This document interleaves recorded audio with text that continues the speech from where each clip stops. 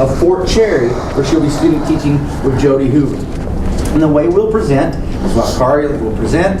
She'll share some of her handouts, I believe she has there, that'll be passed out around the room at the end. We are also broadcasting this via Zoom and Facebook Live, so we have an online audience. We will accept questions from the audience, you can be thinking as you hear. Then from our online audience, from the teacher education panel, and we'll have approximately 15 minutes for those type of questions that we engage in. We appreciate you being here. We appreciate the hard work Karlie has done, and we're excited to learn from you. And so she's going to address 3 questions. Who do I aspire to be as a teacher? What opportunities have I engaged in to become a better ag educator? And how am I prepared to maximize my student teaching internship? Karlie, the show is yours. So as Dr. Foster said, my name is Karlie Wright. I am from the cornerstone of the Keystone State in Greene County, Pennsylvania. I'm going to pass out some handouts. If you just want to take one and pass them around. Hopefully there's enough.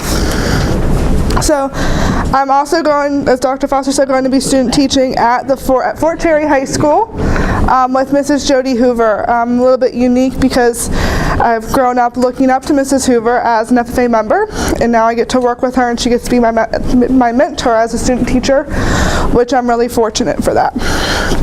So the first question was, who do I aspire to be as a teacher? So becoming a teacher is kind of a newfound thing for me. I've grown up saying I was never going to be a teacher and decided to come back to school to do just that. But I didn't know I've always been a Dewey disciple. I've always believed that being hands-on is something that students should do, whether it's in a classroom or at a 4-H meeting or any other type of learning. So I also feel that education should be individualized. No 2 students learn the same way. Every student learns just a little bit differently from one another, and for that reason we should make sure every student has an individualized education plan in some form. Also, as being an advocate for the 3-circle model, I believe that what we're teaching in a classroom should be career focused. We should always be pushing students to be prepared for a career or for college, one way or another. As part of my classroom management plan, I believe that holding students to the highest expectations we can will help them be more able to be in the classroom and be well behaved. Anything I expect of my students, I also expect of myself. Therefore, I wouldn't ask anything of them I wouldn't expect to ask of myself. It is monkey see, monkey do. So if I do something I don't want them to do, they're going to do that as well. I also believe that students being engaged in the classroom is very important. Without them when they're bored, they're more likely to do something we don't want them to do, an undesirable activity. So the more that we hold them to those expectations and keep them engaged in their coursework, the better. My classroom posters are over here to the right. I have classroom consequences, classroom procedures, and classroom expectations. Again, I really want to emphasize the expectations and having procedures in the classroom, so hopefully we never have to make it to the consequences and holding them to those. They don't know how much you know. They don't care how much you know until they know how much you care. This statement was made famous by President Roosevelt, but has been drilled into my head by Dr. Curry this semester. I will strive to make sure my students know that I'm there for them in more than one way than possible, so that way they care how much I know. So I was asked to make a model program curriculum. Currently, my ideal program curriculum is a 1-teacher program in a general science zip code, where I can teach various subjects in agriculture. Students will be offered Introduction to Agriculture, Horticulture, Animal Science, Ag Mechanics 1, Ag Mechanics 2, Floral Design, and Advanced Communications and Leadership. I picked a 1-teacher program because this is just the most common type of program in my area of the state because we're more rural and have smaller class sizes. Maybe down the line, hopefully I'll be able to become part of a 2-teacher program and offer even more classes or become more specialized. But for right now, I think this is my most ideal. All students will also be offered a supervised agricultural experience class. We were also asked to create a comprehensive lab integration plan. So don't mind my shading of me taking my picture on these. I'm going to pass around my actual plan that has the drawings in them that you can look at. Part of the lab integration plan was to talk about how we were going to integrate laboratory into the classroom and developing a safety plan, and tools we wanted in our classroom and costs and things like that. Also, I created a garden box, which I'm going to talk about a little bit later, but this is my $15 project. It's up here in the front here. I made it half the size just for ease of bringing it into the classroom, but in the future I would make it a 3-foot by 3-foot planter out of red oak. Also, I designed a 30-foot by 48 greenhouse facility that could be used not only in just the agricultural department, but also in other disciplines and sciences throughout the school for various projects and experiments school-wide. And that's what you see on the right-hand side up here. So next I want to talk a little bit about how I'm going to integrate classroom, SAE, and FFA into the classroom. And I really just want to fully emphasize the 3-circle model and integrating that. Content in the classroom should be driven in such a way that it builds upon students' knowledge to be able to compete in career development events as part of FFA, and also to use that knowledge outside of the school or in a school-based SAE program where they can further their education on their own. This does not mean I want to teach to a contest in any way, but it doesn't mean not teaching information that may be in a contest. CDEs, or career development events, are based on today's industry, and therefore we should also be basing our curriculum on today's industry. Changing our curriculum, updating it as we see fit to match the industry needs. SAE skills such as employability, financing, budgeting, and animal care, to name a few, are also taught in the classroom, and then students can use those skills to practice them in their SAE project, which could involve research, a placement or internship, an entrepreneurship or an ownership project, service learning, or school-based. So if this works, which will make it work if it doesn't, I wanted to show you a little bit of my marketing video. Oh, it might work. So me and Heather worked to create a marketing or recruitment video. I'm going to show you about half of it, hopefully.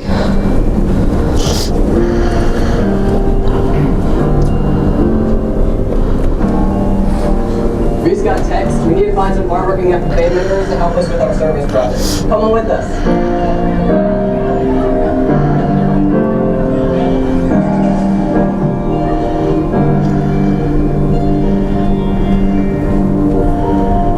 I am capable, we are unstoppable. It starts with you, it starts with me. Shape the future, aspire greater. It starts with us, it starts with we. Together we stand, united together we better this land, better this land. Rise up to the challenges and strive for greatness. I can, but together we will. I can, but together we will. I can, we will. Be the change we want to see. I can, we will. Still trying to be legacy. I can, we will. Be the change we want to see. Be the change we want to see. Step up and leave a legacy. Embrace all difference, unite similarities. See your potential, discover your ability. Where we live. Just going to skip ahead a little bit. We will. Be the change we want to see. Be the change we want to see. Step up and leave a legacy. We will. Be the change we want to see. I can. We will. Step up and leave a legacy. I can. We will. Be the change we want to see. Be the change we want to see. Step up and leave a legacy.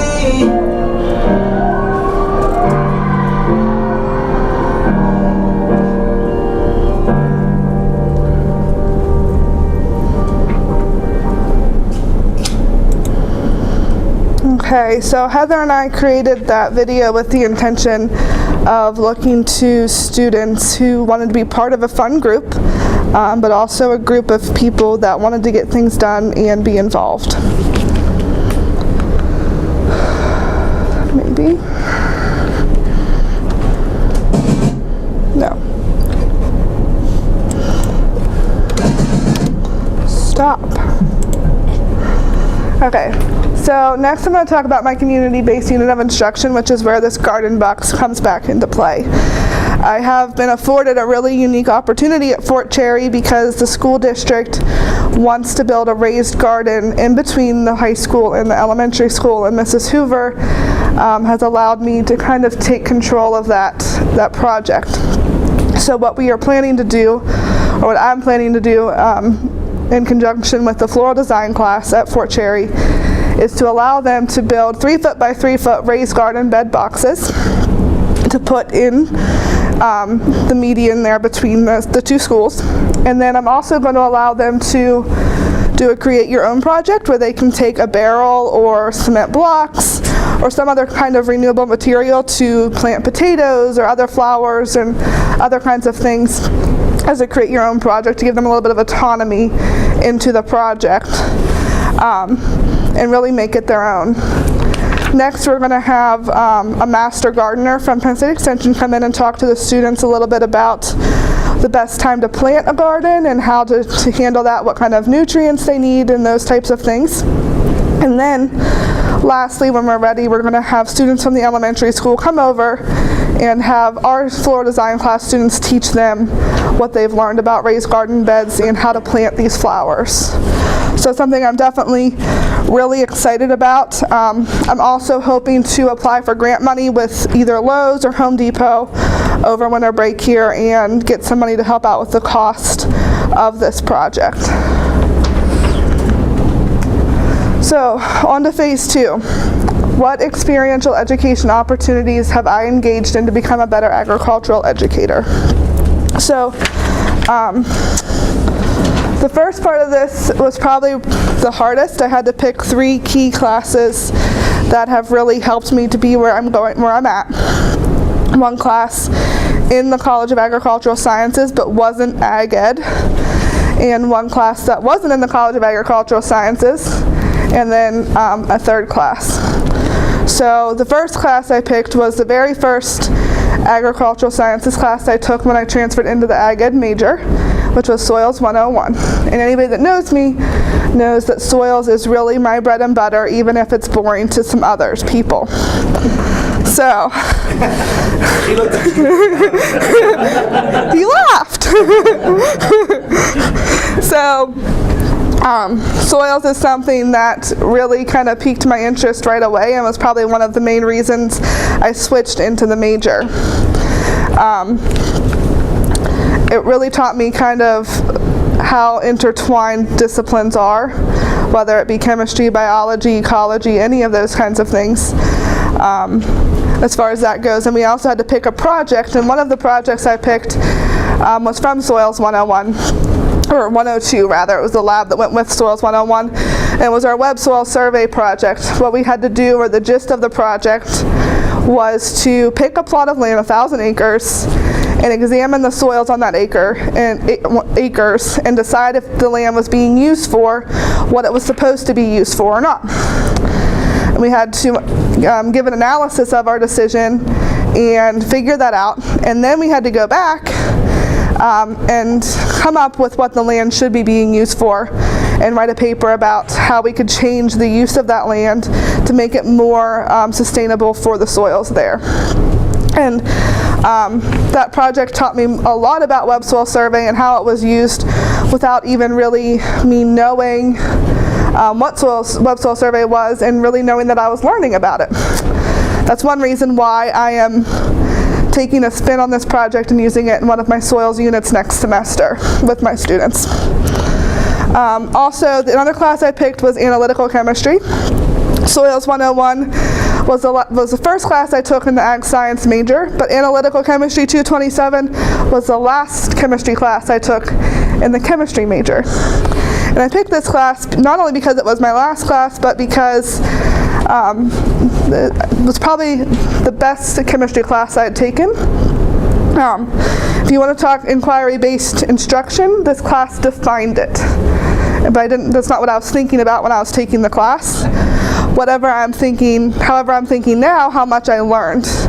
And maybe not so much, I don't remember necessarily the chemistry points right down to a T, but I remember the record keeping and how to keep a lab notebook. And I remember how to use Excel, because I learned all of my Excel skills in that class and how to use formulas. And we weren't taught any of how to use it. Did I get back to? Try again. All right. So,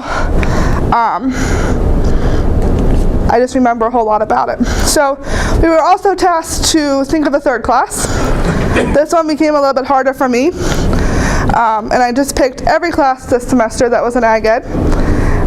One, because I couldn't stand to hurt somebody's feelings sitting in this room and just pick one of them, because that's just the type of person I am. And another, because the classes were so intertwined, it was too hard to choose between them. It was a lot of worry with me going into this semester that I was going to be taking too many credits. However, the classes meshed together so well for my Ag Ed courses that it was like I wasn't taking that many courses most of the time, at least. So I'm really grateful with everything I've learned this semester, because it feels like I've taken a couple years of knowledge and smashed it into a few months. And I really appreciate that opportunity. So becoming more. So if you haven't figured it out yet, I graduated from Penn State in 2014 with my bachelor's in agricultural sciences and a minor in environmental soil science. I am now back to get my certification in agricultural and extension education. Something I'm thinking about the future and becoming more is applying to Waynesburg University to get my master's of education in curriculum and instructional leadership. So that's what I'm looking into right now.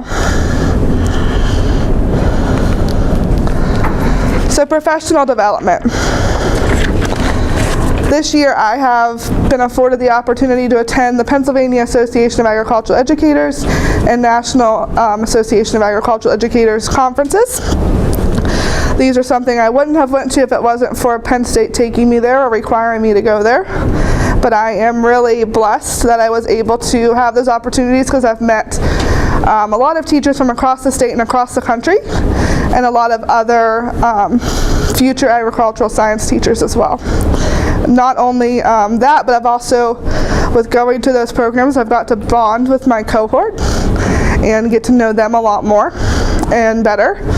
And as part of the National Association of Agricultural Educators, or NAAE, we were able to attend the FAST Symposium, or the Future Agricultural Science Teachers workshops. And these workshops really, they smashed about 50 future agricultural educators from around the country in a room and let us get to know each other and work with each other and bounce ideas off of each other. And it really showed, I think, everyone how blessed we are to be here and how much we can learn from other people across the country. I was also able to do my OSHA 10 training and my National Safe Tractor Machinery and Operation Program training. Don't know if I'll get that right. Rather just say NSTMOB. All right, so we also, at the FAST Symposium, were required to draw what was in our bag. Well, we could do a license plate too, but I drew what was in my bag, what I brought to the table, what I could bring into a classroom in my bag. And there was lots of things that I learned about myself, kind of thinking about what to draw and what not to draw, what to write down. I kind of concluded, though, should always start with a smile. So, work experiences. I don't know if anybody from work is watching, but I hope you are. I still currently work for the Greene County Conservation District. I started working there in the beginning of 2015 as their agricultural technician. I had officially put in my resignation in April of this year to come back to school, and they talked me into staying with them. So I was able to stay on with them part-time through this semester, and they basically let me make my schedule, however it worked for me, to help them get some things done while I was still around and able to. What they don't know, or what they might not want to know, is that their job is the reason that I'm back in school. Or at least part of the reason I'm back in school. As part of the job, I was able to go into high schools all across the county and teach them about Envirothon. And if you don't know what Envirothon is, it's a 5-part contest statewide, and I think it's mostly national, where students compete in aquatics and soils and current events and forestry to move on and advance. And I was able to go in and teach these schools about soils and normally current events as well, which I really liked, being in the classroom and being there, even though at the time I didn't think I'd want to do it full time. I was also able to get my nutrient management certification. I learned lots of time management skills. I also helped a lot with adult education programs and teaching them about Pennsylvania laws and regulations and things like that. So diversity. So I want to talk specifically about a couple things as far as diversity goes. One was when I started college, I actually started at the University of Rochester in Rochester, New York, as a chemistry major. And before school started, I was afforded the opportunity to spend a month at the school with about 40 other college students who were from across, who were all award and scholarship recipients. But I'm from a real rural area in Greene County, Pennsylvania. And I walked in and I was with 40 other students from New York City and California and Rochester and all other urban areas. It was hands down one of the best experiences I've ever had.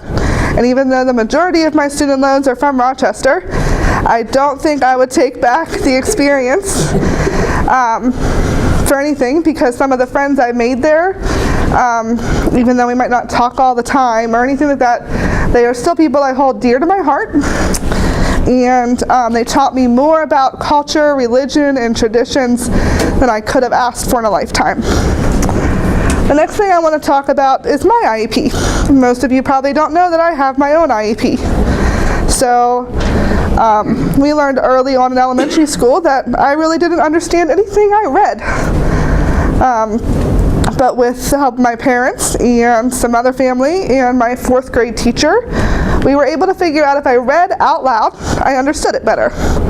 So all the way through school, we worked on making sure I was able to do that in classes. I never got tested for anything. My teachers just worked with me one-on-one and we went through. Got to college, that didn't work anymore. Kind of changed things, so I had to go get tested. And what we found out was that instead of comprehending phrases of words at a time, I only read one word at a time, and my brain has to work really hard to put it all together. So it takes me a really long time to read things, and I probably don't remember most of it after I'm done, unless I write it down or re-look at it a few times. So I think all of these experiences will really help me be more understanding in a classroom, help me make sure I'm more variable in a classroom. Variability is something that's very important to me for this reason. I had to transfer out of a class in high school because it wasn't varied enough. She was having us read whole chapters at night and take tests on them, comprehension tests on the next day. And I couldn't do it. And she was angry at me about it when I transferred out, and I've always felt really hurt about it until this semester, because I've always thought it was my fault that I couldn't handle the work. But now I know that it was her fault, because she wasn't being variable in the classroom and changing things. So, how am I prepared to maximize my student teaching internship? So I want to talk about Fort Cherry a little bit more. Fort Cherry has a general science ag sip. They teach introduction to agriculture, agricultural communications and leadership, horticulture, floral design, animal science, vet science, and marketing when in demand. Marketing kind of goes in and out depending on how many students want to teach it or take it. I will be teaching in all of these classes in the spring. Fort Cherry also participates in several fundraisers and services throughout the year. They do a citrus fruit fundraiser like most FFA chapters. They also do a Valentine's Day fundraiser with their floral class, which I will be able to run next semester. They do a canned food drive. They also work the milkshake stand at the fair, and all that money benefit the 4-H programs. Also, I was able to evaluate the Cooperating Center, and I used the Chapter 339 evaluation. I couldn't find anything that I didn't think Fort Cherry did, honestly. Students score well on their NOCTI every year. Mrs. Hoover is extremely organized and keeps everything in order, including meeting with her occupational advisory committee and local advisory committee regularly. She's also just assisted in getting a new alumni founded for their chapter. She works very, very well with any special education coordinators and IEP coordinators at the school. And she's also very career driven and hoping she updates her curriculum regularly to meet careers in the community. So in everyone's handout, you all have a master calendar of experiences. This calendar of experiences shows when I'll be teaching what units, what times a day I'll be teaching them, and so on. And goes through there. I'm just going to skip ahead to the next slide. So this slide kind of maps out a little bit more clearly what I'll be teaching in each class.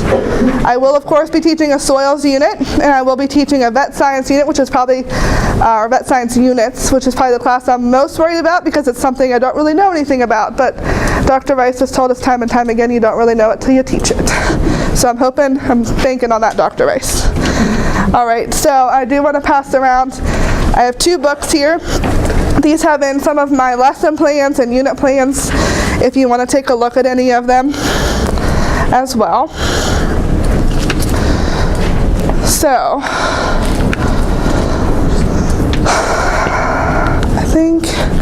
reflection. So I wanted to go over some strengths and some opportunities for growth.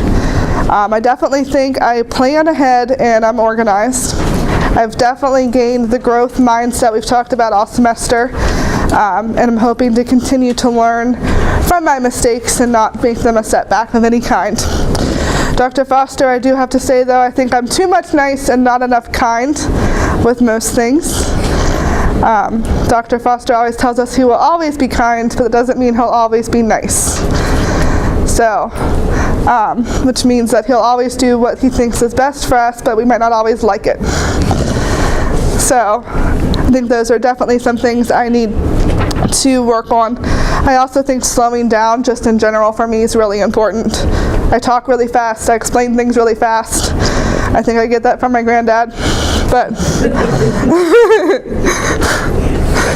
so I have some goals for student teaching and for life in general. As far as what I want to do, but I did want to talk to you about my garden box over here. So what I did was I put things in my garden box that have grown me. One of these things is a project Wes and I did when we were seniors in high school. This project is all about our community. It's about 100 pages of information about our community, and this has definitely... Now you're pressing. Oh, sorry. I need to go the other way. So, we had to go through and talk about what our community was and what it meant to us, and I think that my community has definitely grown me to the person I am. And also I have in here my American Degree Award, a picture of me with one of my Grand Champion market hogs, and my FFA jacket. And to wrap up today, and I'm going to try and get through it without crying, I wanted to tell you something my mom said to me yesterday. This is going to be hard. She said, you know, Carlie, if you're nervous at all tomorrow, you can just put on that blue FFA jacket. She said, you were never nervous when you wore that jacket. She said, you always stood a little taller, spoke a little clearer, and always held it together. So I think that really wraps up what I hope to give someone one day. Thank you, and are there any questions? Give her a round of applause.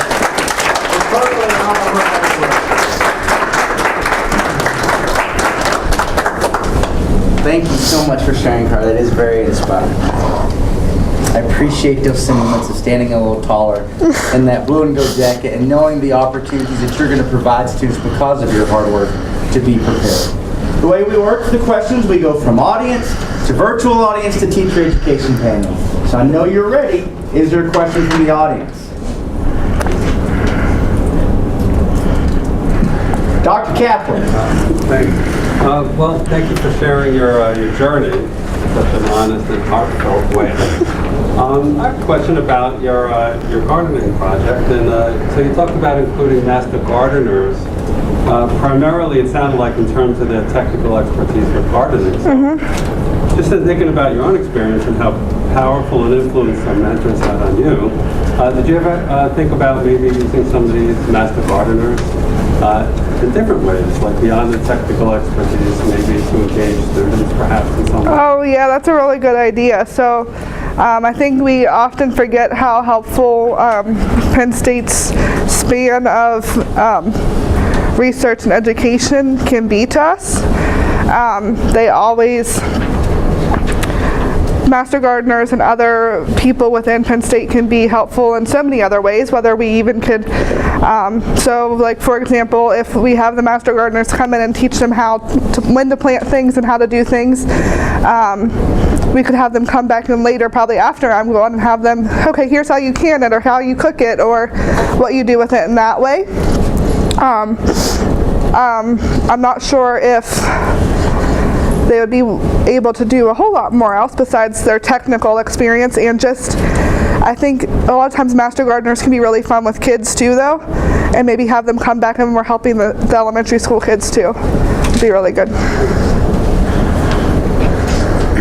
Let's go to our online audience. We have a question via Facebook from Gaspari Cordova, and he says, how would you incorporate technology in your classroom since children are tech smart? And while she thinks on that, I'll let the audience know who Gaspari Cordova is. This is a question that's coming from Belize, who's engaged in agriculture education in Belize as a partner of our program. So, the technology question.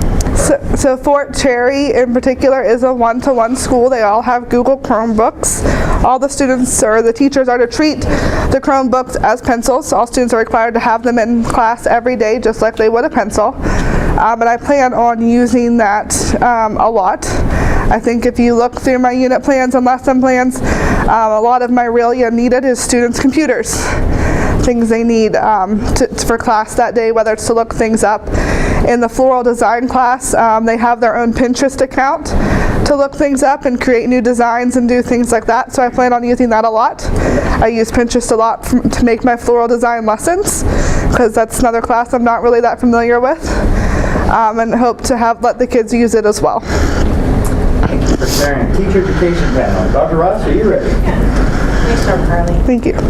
My question is kind of tethered to the previous question. What digital tools would you utilize to expand your professional network and your professional growth?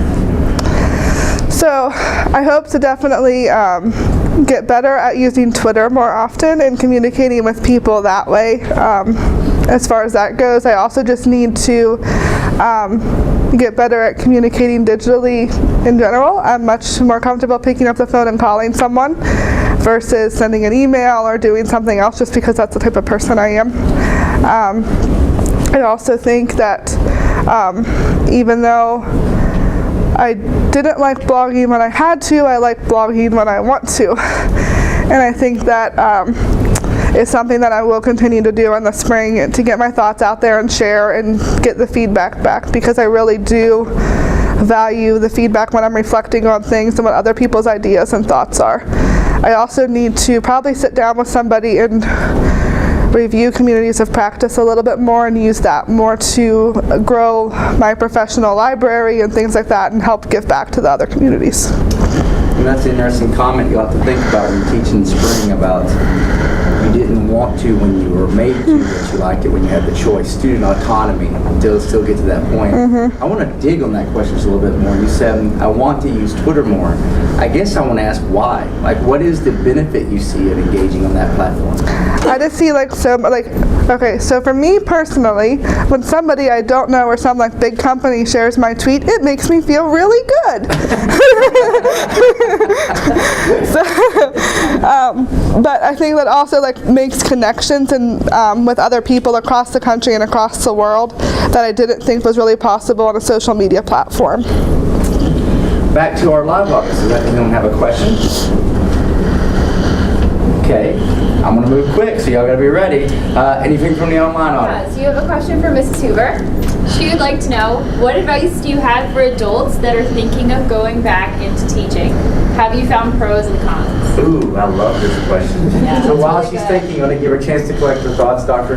Ms. Hoover, of course, will be her cooperating teacher and is beaming in from Fort Cherry High School today to join to see this. So, Mrs. Hoover, good question. So, I've really had a wonderful experience. I've had a great family behind me and a great husband who has supported me through everything. I've traveled 3 hours both ways every week to be here and taken way more credits than anybody probably should. But it was completely doable, even with working part-time. Don't be scared. If it's something you want to set your mind to, it can be done. You can do anything when you have people that surround you and a mindset in such a way that you want to do it. Dr. Curry. Karlie, you very sincerely spoke to what that blue jacket and that gets meant to you, and you hope to give that one day to your students. And I'm interested in if you can expand on that and talk about what you define as student success. Like, how do you know you've done your job as a teacher, as an educator, from your students' perspective? I think confidence. Seeing a kid go from being not confident enough to talk to the person sitting next to them to standing up and giving the creed or another speech, I think is extremely rewarding to both you and the child. To our audience. To our online audience. Nothing at the moment. Dr. Ewing. Karlie. So, as you talk about working with administration and facilities, programming that you talked about, developing your facilities, how would you address getting a new piece of equipment or something new in a facility with an administrator? How would you go about making that happen from a laboratory standpoint? So I think I would do my best to have everything that I needed to know or any questions that they would have answered before even going to talk to them. Whether that's having a grant lined up to pay for it or any kind of safety issues that may come into contact, any training we would need to do, all those kinds of things in order, and then going to ask them and saying, you know, we really need this piece of equipment to help my curriculum and further the students in the classroom. Did I say the key word? You said that you and going in and saying, I have money lined up, I'm going to apply for this grant, and we're going to really move forward because of it. Audience. You mentioned that your experience with Rochester was one of the most enlightening and valuable experiences for you. How would you use that experience to bring into the classroom so that the community that you're in now is kind of small? What things would you bring into Before you answer, I want you to repeat that question so everybody can know what you're asking. Sorry. So she asked how I would take my experiences from Rochester into the classroom and into the rural classroom and help them to have those same experiences. So I definitely think that any of my friends from there would be happy to come in or to zoom into a classroom to talk to students about any kind of differences in the country and help them in that aspect and kind of enlighten them the way I was enlightened. I also think just my experiences in general, being able to keep students more inclusive in the classroom is really important, and to help them along in that way, and making sure their language and things like that are inclusive at all times. checking to make sure Tiffany's keeping track of our online audience. Nothing else. Panel, do you have any remaining questions? I would like to reserve the opportunity for the last question, Karlie. And what I want you to do is you can pick one of the devices that you want to look at. Maybe that camera back there. I want you to look that camera in the eye. And that camera is an administrator of a school. And I want you to tell them, why should they hire Karlie Wright to be a school-based agriculture educator?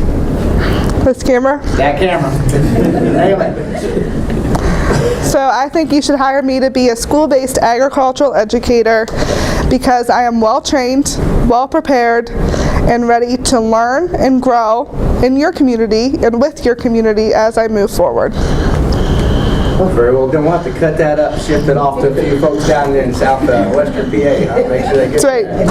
Ladies and gentlemen, thank you for taking a moment out of your busy schedule to help us celebrate Karlie and the hard work she's put in to be prepared to help students grow and succeed through school-based ag education in the spring. We appreciate your attendance. We welcome you to partake of the snacks and refreshments in Ferguson 214. We do have to ask you to leave the room as we complete the evaluation process. And I need all those binders back or I'll be in big trouble. Thank you. Round of applause for Karlie. The public speaking thing that you did Thursday really paid off. She did well. You want these back? No, you can keep those.